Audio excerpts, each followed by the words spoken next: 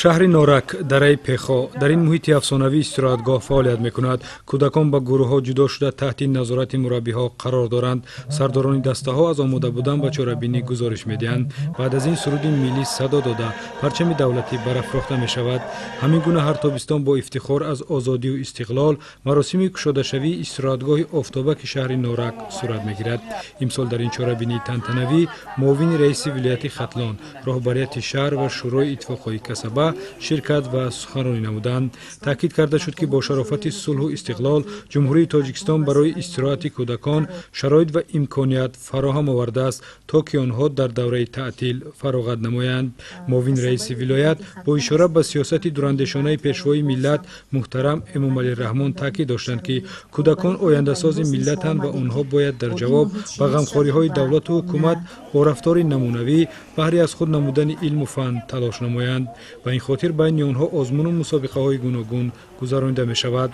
راجع به فراگیری کودکان گفته شد که در استراحتگاه بغیر از یتیمان و بی‌پرستاران و فرزندان عائله های کم‌بضاعت همچنین خوانندگانی که باباهای خوب و اعلی تحصیل میکنند جلب شدند. هدف از این تدبیر دستگیری و هوسمندگردانی آنها می باشد.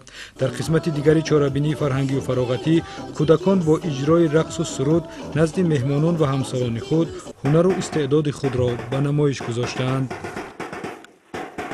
امسال در استراحتگاه آفتابک درای پخو از تمام شهر و ناحیه‌های ولایت ختلان 90 نفر خوانندگان به استراحتگاه آفتابک جلب کرده شدند. همه مربی‌هایی که در اینجا کار میکنند در یک هفته 2 مرتبه درس‌های علاوگی برای فروغ صبح دانایی کتاب است و علم فروغ معرفت آموزش می‌گذرانند. فراغتگاه آفتابک در درای پخوی شهر نورک امکان دارد که در یک وقت تا 120 نفر کودک را قبول کند. این مؤسسه استراحتی در اساس شرطنامه با ساختارهای اتفاقی کسبه تصمیم گرفته است که در مرحله‌های بعدی تابستان امسال نیز کودکان را با آسایش و استراحت فعال فرا گیرد.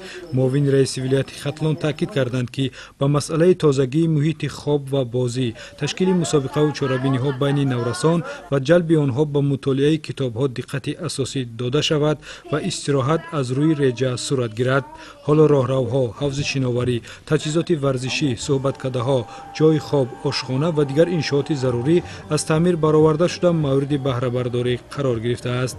تازگی محیط و شرایط بود و باش کودکان از جانب مسئولین و رهبریت مقامات اجرایی حاکمیت دولتی شهر نورک منتظم مورد نظارت و بهاگذاری قرار گرفته برای بهتر شدن سطح خدمت‌رسانی دستور و سپارشات داده می شود. در استراحتگاه برای مطالعه کتاب نیز شرایط مهیا گردیده است. خوانندگان در وقت معین شده برای اشتراک در آزمون فروغ صبح دانایی کتاب است آمادگی می بینند. استراحتگاه آفتابک کنار چشمه های خنک و مصفا زیر درختان بزرگ پربرگ در جای خوشباد و هوا و سلقین بنیاد گردیده برای استراحت و مشق و تمرین کودکان امکانیت های ضروری دارد. در عموم طبیعت خوشباد و هوا و پر از گل و گیاه این موضع برای استراحت و فراغت سازگار است. از این رو با مسئله من بعد نیز جلب نمودن مکتبچگان مؤسسه‌های تعلیمی حدود شهر و ناحیه‌های ولایت ختلان و لگر استراحتی چاره‌های ضروری اندیشیده می شود. برای انجام تدبیر مذکور قرار و سندهای دخلدار قبول گردیده است.